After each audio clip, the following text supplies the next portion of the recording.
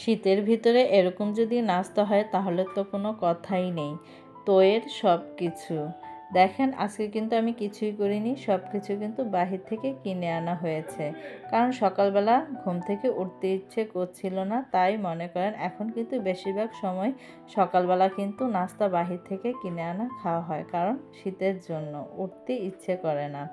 আসসালামু আলাইকুম, আপনারা সবাই কেমন আছেন? আশা করি ভালো আছেন। আমিও আল্লাহর অশেষ রহমতে ভালো আছি। কাছে বা দূরে, দেশ এবং দেশের বাইরে যে যেখান থেকে আমার ভিডিওটা দেখছেন, আপনাদেরকে অসংখ্য ধন্যবাদ। আর ভিডিওটা দেখার শুরুতেই কিন্তু একটা লাইক দিয়ে ভিডিওটা দেখা শুরু করবেন। আর যদি ভিডিওর কোনো অংশ ভালো লেগে যায় তাহলে অবশ্যই আমার চ্যানেলটা সাবস্ক্রাইব করে আমার পাশে থাকবেন। আমি এখানে নাস্তা খেতে বসে পড়েছি সকালবেলা। এখানে নিয়েছি পরোটা, ডাল ভাজি, আর সাথে আছে হালুয়া। আর ডাল ভাজিটা এত মজা ছিল, মানে কি বলবো, আমার কাছে খুব ভালো লেগেছে। ঘরের সবাই কিন্তু পছন্দ করেছে।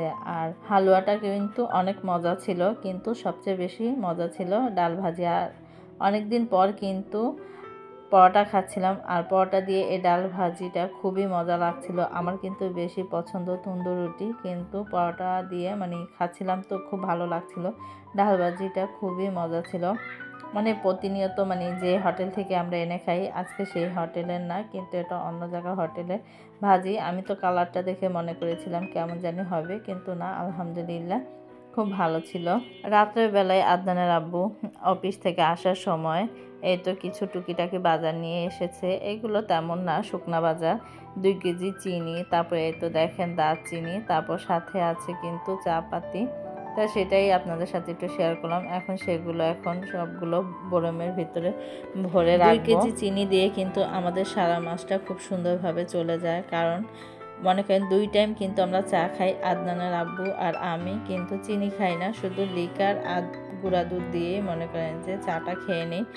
আদনান যখন খায় তখন একটু চিনি দিতে হয়। আর আমাদের ঘরে মিষ্টি আইটেম কিন্তু খুব কম বানানো হয়। আর যখন মনে করেন পায়েস রান্না করি বা পুডিং, যাই কিছুই রান্না করি না কেন মিষ্টি আইটেম, তখন কিন্তু আমরা মনে করেন মিষ্টির পরিমাণটা খুব কম দিই। 1 মাসের মতো কিন্তু খুব সুন্দরভাবে চলে যায়। আরও দেখা যায় মাঝে মাঝে যে চিনি আরও থেকে যায়, কারণ 2 কেজি চিনি মানে পুরা লাগেও না। যদি মিষ্টি আইটেমটা মাঝে মাঝে যখন বেশি করা হয় তখন লাগে, না তেমন লাগে না।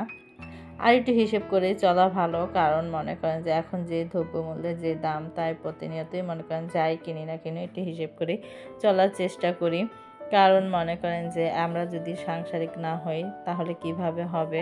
তাই আমাদের মেয়েদেরই কিন্তু একটু বুদ্ধি খাটিয়ে চলতে হয়, কিভাবে কি করা যায়। তা আমি প্রতিনিয়তই চেষ্টা করি যেভাবে আয় করা যায় সেভাবেই চলার। কারণ আমরা যদি সাংসারিক না হই তাহলে জীবনে কিছু করতে পারবো না। কারণ আমাদের যে মনে করেন ইনকাম, সেই ইনকাম থেকে কিন্তু আমাদের পুরো মাসটা সুন্দরভাবে চলতে হয়। আমাদের মনে করেন যে কিছু টাকা আমাদের সেভ করতে হবে, বাচ্চাদের মানুষ করতে হবে, সুন্দরভাবে চলতে হবে। এই অল্প আয়েই কিন্তু আমাদের সম্পূর্ণ জিনিসটা করতে হবে। তাই এই জিনিসটা কিভাবে করব, যদি আমাদের মনে করেন যদি একটা সুন্দরভাবে আমরা যদি মাসের লিস্টটা সুন্দরভাবে পরিচালনা করি। এই তো দেখেন সামনে কিন্তু মোটা অঙ্কের একটা টাকা চলে যাবে, কারণ আমাদের মনে করেন ছেলে মেয়েদের স্কুলে ভর্তি করতে হবে। এখন কিন্তু ডিসেম্বর মাস, জানুয়ারি মাস কিন্তু আমাদের এসে পড়েছে। তাহলে মনে করেন এই তো কিছু টাকা মনে করেন মাসের টাকা সঞ্চয় করি দেখেই কিন্তু অল্প কিছু আয় থেকে সেখান থেকে কিন্তু এই মোটা অঙ্কের টাকাটা আমরা খরচ করতে পারবো। কারণ স্কুলে ভর্তি, তারপর আবার বই খাতা জামা কাপড় ব্যাগ আপনার জুতা হতে সব কিছু কিন্তু আমাদের চলে যাবে। একটা বাচ্চার পিছনে কিন্তু প্রায় মনে করেন যে 15 থেকে আপনার 20,000 টাকার মতো খরচ হয়ে যায়। এত মানে ভর্তি থেকে বই থেকে স্কুলের জামা পোশাক সব কিছু থেকে কিন্তু মনে করেন 20,000 টাকার মতো চলে যায়।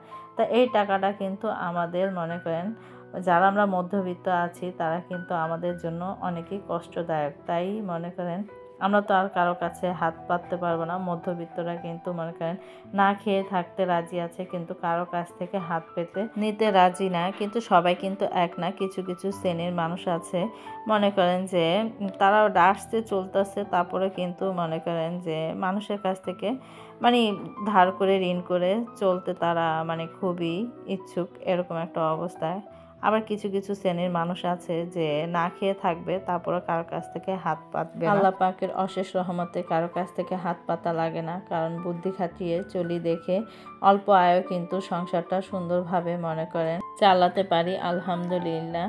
আর মনে করেন সামনে তো বললামই মোটা অঙ্কের টাকা, সেটাও কিন্তু আমি প্রত্যেক মনে করেন 2-3 মাস আগে থেকে অল্প অল্প করে কিন্তু টাকাটা জমিয়ে রাখি, জানি একবারে চাপটা জানি না পড়ে, আর ছেলেকে জানি তখনই জানি ভর্তি করতে পারি।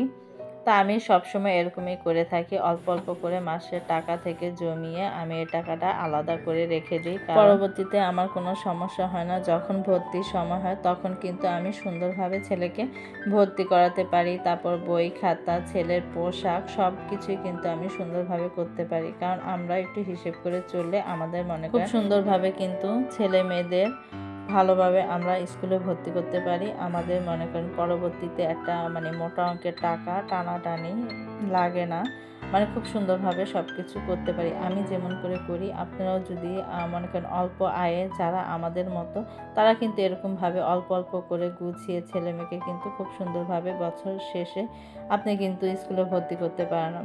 এত মোটা অঙ্কের টাকাটা বড়, সেটা কিন্তু গায়ে লাগে না, যেমন আমার লাগে না আপনাদেরও কিন্তু লাগবে না আলহামদুলিল্লাহ। আমি সবসময় এরকম করি, তো আমার একটা অভ্যাস হয়ে গেছে।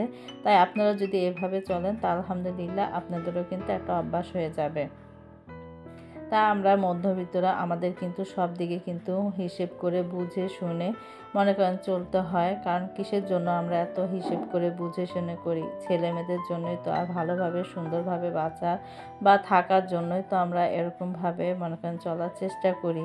আমরা যদি একটু মনে করেন বুদ্ধি খাটিয়ে চলি, অনেকে মনে করে কি যে হিসেব করে চলাকে কিপটামি, কিন্তু কিপটামি না। আপনি যদি একটু ভালো থাকেন, সুস্থ থাকেন, সুন্দর থাকেন, তাহলে কিন্তু আপনার ক্ষতি কী?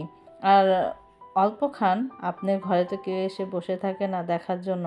আমি কিন্তু বেশিরভাগ সময় মনে করেন শুক্রবার আমার একটু ভালো মন্দ রান্না করতে হয়, আর ছেলে তো মনে করেন খেতে হয় না। আমরাও কিন্তু তো এরকম খারাপ খেতে পারি না, কিন্তু কি লিস্টটা একটু সুন্দরভাবে, সাপ্তাহিক লিস্টটা যদি সুন্দরভাবে করতে পারেন, তাহলে কিন্তু মনে করেন আপনি প্রতিদিনই কিন্তু ভালো মন্দ খেতে পারবেন, কিন্তু একটা লিস্টের হিসাবে। একদিন আপনি প্রতিদিন যে মাছ মাংস খাবেন তা না। হ্যাঁ, সপ্তাহে মনে করেন 2 দিন আপনি একটু ভর্তা ভাজি এগুলো খান, আর একদিন একদিন কি 2 দিন মাছ খান, তারপর মাংস খান।